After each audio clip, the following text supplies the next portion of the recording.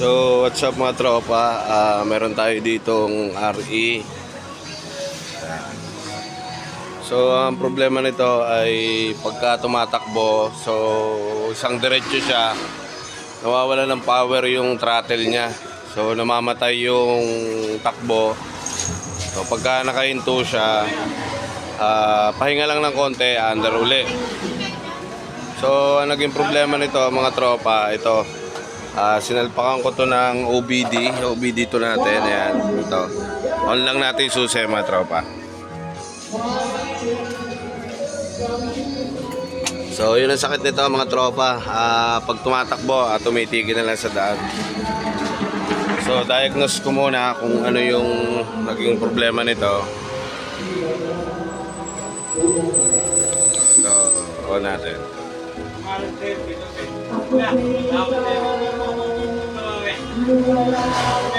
So yan mga tropa, codes found, merong isa. Read codes natin P0122. Yan, throttle pedal position sensor circuit, switch A circuit low. So mga tropa, yung P0122 dito yon, sa sensor natin. So ito yung sensor natin ng TPS. Ayan. Medyo madilim lang. So dito mga tropa, ayan, ang naging problema niyan ay may putol na wire. Ito. Hindi kita. Tingnan natin. Ayan mga tropa. Dilim. Ayun.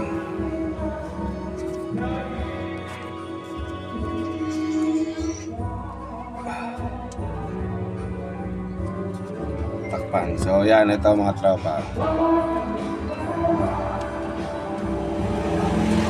Ayan. So putol. Kumaskas na to ng kumaskas mga tropa. Kasi nakalapad siya dito sa lock ng throttle body dito.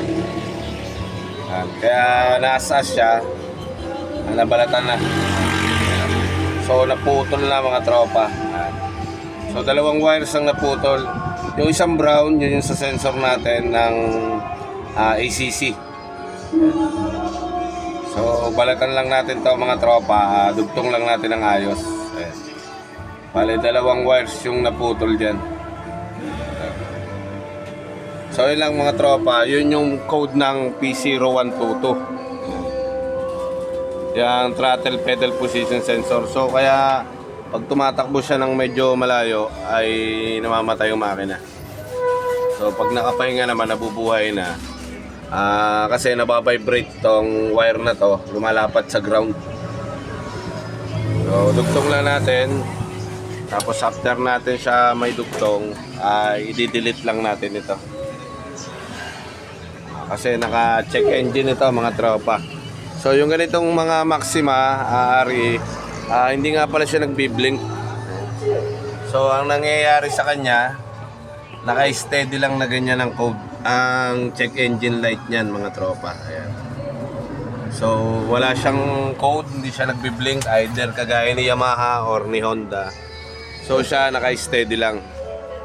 So yun, i-repair ko muna tapos bago i-delete natin mga tropa.